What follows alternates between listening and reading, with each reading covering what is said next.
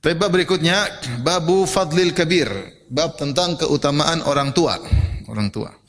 Saya bacakan hadisnya. Qala hadatsana Ahmad bin Isa qala hadatsana Abdullah bin Wahb an Abi Sakhr an Abi Qusaitin an Abi Hurairah radhiyallahu anhu an Nabi sallallahu alaihi wasallam qala Rasulullah SAW bersabda, "Man lam yarham saghirana wa ya'rif haqqa kabirina falaysa minna." Siapa yang tidak menyayangi yang lebih kecil dari anak-anak kecil kami, yang lebih muda daripada dia, wa ya'rif haqqa kabiri, dan tidak mengetahui hak orang besar kami, yaitu tidak mengetahui hak orang-orang besar, orang tua, falaysa minna, maka bukan dari kami.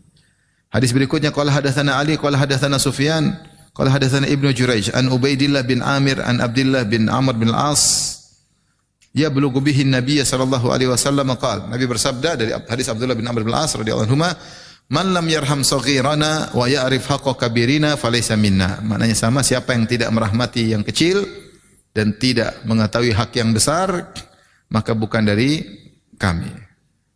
Qala hadatsana Muhammad bin Sallam, qala hadatsana Sufyan bin Uyainah an Ibni Abi Nujayh, sami'a Ubaidillah bin Amir yuhadditsu an Abdullah bin Amr bin Al-As radhiyallahu anhuma yablughu bihi an-nabiy sallallahu alaihi wasallam mithlahu.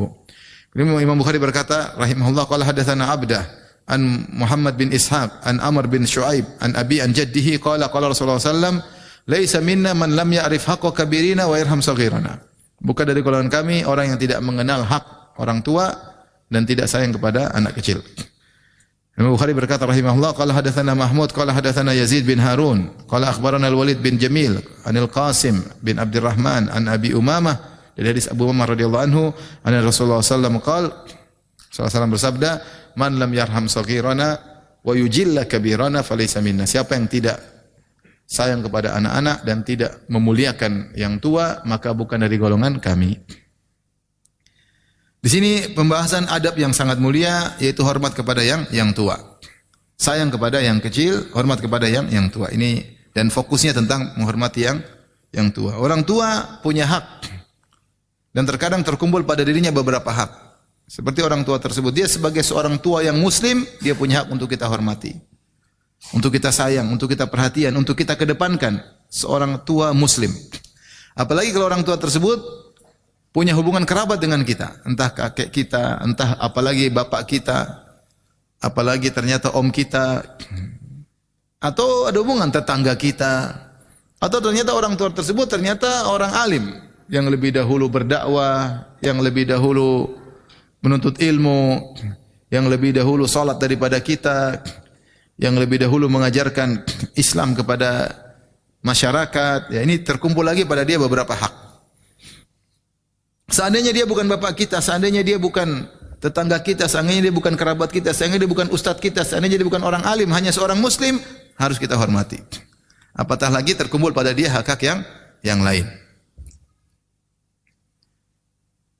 Maka tentunya ketika kita berbicara dengan orang tua, maka harus dengan penuh penghormatan. Jangan bicara seakan-akan guru terhadap murid. Masa om tidak tahu? Kakek udah rambut putih semua nggak ngerti-ngerti. Kan apa? Begini, kamu dengar ya, bahasa.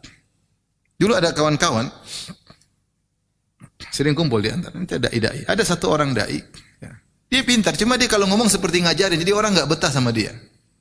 Karena dia ngajar seperti dosen kepada kita, kan kawan, kita ngobrol, ya. Apalagi kita lebih tua daripada dia. Tapi kalau dia bicara seakan-akan dia dosen, kita murid yang mantuk-mantuk. Jadi gaya dia ketika menyampaikan seperti itu tidak menyenangkan orang itu, padahal kita sejawat. Bagaimana lagi kalau yang duduk depan dia orang tua? Bicara dengan menggurui, kalau bahasa kita kenapa menggurui itu enggak enak, ya, kecuali memang benar-benar murid dan guru kita gurui. Nah, tapi kalau sejawat tentu kita bicara dengan lebih kawan, seperti kawan, tidak seperti memposisikan diri di tinggi. Ini kesombongan. Apalagi depan kita orang tua, meskipun kita alim dia enggak alim, ya, kita bicara dengan baik. Ya. Ada adab tersendiri berbicara dengan orang tua. Ya. Adab tersendiri bicara, kalau kita makan di luar, kalau duduk kita persilakan terlebih dahulu. Kalau kita pun harus kita minta maaf, mohon maaf ya. Kalau kita harus menjulurkan kaki karena suatu sakit, kita minta maaf. Namanya orang tua. Orang tua punya kepekaan tersendiri. Punya kepekaan. Ini adab Islami. adab Islami. Ya. Dan saya rasa ini juga bukan cuma adab Islami saja, bahkan di secara tradisi, misalnya tradisi di orang suku tertentu, suku Jawa atau suku yang lain, saya rasa semua tradisi sepakat namanya orang tua harus dihargai, dihormati, bermuamalah dengan muamalah yang lebih baik, lebih penghormatan.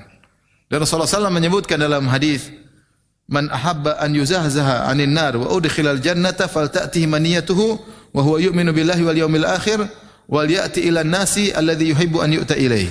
Siapa yang ingin diselamatkan dari neraka dan masuk surga, maka hendaknya dia meninggal dalam kondisi dia beriman kepada Allah dan hari akhirat, dalam kondisi dia berbuat kepada orang lain dengan sesuatu yang dia sukai jika disikapi pada dirinya. Ini salah satu definisi akhlak. Kalau kamu ingin bermuamalah sama orang tua, posisikan seandainya kau adalah orang tua itu. Apa yang kau suka sama anak muda? Posisikan. Ya, kita senangnya disayang, dihormati. Apalagi sebagian orang tua sudah seperti anak-anak, ila adzal umur. Ya. Kita minta dimengerti, minta diberi uzur. Maka Rasulullah mengingatkan, ya, jangan lupa untuk menghargai orang tua. Dan ini PR bagi kita semua, ikhwan, ya. Sekarang banyak Gen Z, ya. Gen Z, ya. Ya. Gen Z apa Gen Z? Sama aja. Antum gen apa? Milenial atau aluminium. Sebelumnya gen besi tua, ya. Dan entar lagi meninggal gen besi tua. Jadi subhanallah, karena saking banyak medsos, gadget membuat mereka tidak belajar langsung di alam nyata. Kalau kita kan lihat dulu orang tua kita gimana sama tetangga, sama orang tua, ada contoh nyata yang bisa dilihat sehingga bisa ditiru. Nah, ini contoh nyata ini mulai hilang dari anak-anak. Ada banyak sebab, di antara sebabnya mereka sendiri sibuk dengan dunia maya. Mereka sibuk dengan komputer, sibuk dengan gadget, sehingga mereka tidak melihat contoh nyata tentang kepekaan terhadap sesama muslim, kepekaan terhadap tetangga, kepekaan terhadap orang tua, kepada kawan, kepekaan terhadap yang lainnya. Tidak ada, hilang. Mereka tidak pernah lihat. Kemudian ketika mereka dapat orang tuanya yang masih milenial, sama, yang milenial juga sibuk dengan HP. Sehingga yang dia lihat bapaknya main HP, ibunya main HP. Ketawa ketiwi di WhatsApp. Sehingga contoh secara praktek tidak dilihat dan orang tuanya pun tidak sempat untuk mengarahkan dengan perkataan. Beda kalau mungkin di kampung-kampung masih, misalnya kita di adat Jawa seperti apa, perhatian adatnya secara umum, secara suku, baik Sulawesi, adat Jawa, pasti ada tradisi yang enggak boleh sama orang tua seperti itu, dengar langsung dan dipraktekkan oleh orang di depannya. Sama tetangga enggak boleh begitu. Sekarang masing-masing sendiri, egois sendiri. Sehingga hilanglah kepekaan ini. Maka anak-anak kita ini yang Gen Z ini harus kita mulai apa? Tekankan. Jadi ini adab Islami sama orang tua. Ya. Kalau di meja makan dia mulai jangan dulu, kamu enggak boleh. Orang tua dulu. Kecil tapi orang tua dulu. Sehingga dia tahu adabnya. Harus orang tua terlebih apa? Dahulu. Harus dijaga adab seperti ini. Kalau lagi bicara motong, orang tua lagi bicara enggak boleh dipotong. Diam, enggak boleh dipotong. Jadi kita apa? Kita ajarin. Lagi jalan jangan di depan, kamu belakang, anak kecil di belakang. Ya, jadi diajarin seperti itu sehingga mereka masih melihat contoh nyata. Yang menjadi masalah kepekaan mulai hilang itu. Kepekaan mulai hilang. Sampai kita kadang-kadang bingung, kenapa dia masa enggak ngerti gini aja sih? Ini kan enggak boleh secara adab. Dia enggak ngerti. Dia cuek aja. Ya misalnya nanti ketemu jam segini, ternyata enggak jadi ya udah. Oh, Afwan saya ngantuk, selesai. Sederhana gitu aja. Sudah orang siap-siap kemudian tiba-tiba Afwan saya ngantuk, tidur enggak jadi. Meeting batal sama Gen Z kita meeting misalnya. Dia tidak merasa berdosa, karena dia biasa aja, kata dia aman, apa masalahnya? Karena dia enggak ngerti bahwasanya ini adalah muamalah yang keliru. Enggak bisa cuma kepekaan itu enggak ada karena dia tidak pernah belajar kepekaan tersebut. Nanti akhirnya bicara sama orang tua juga santai-santai aja.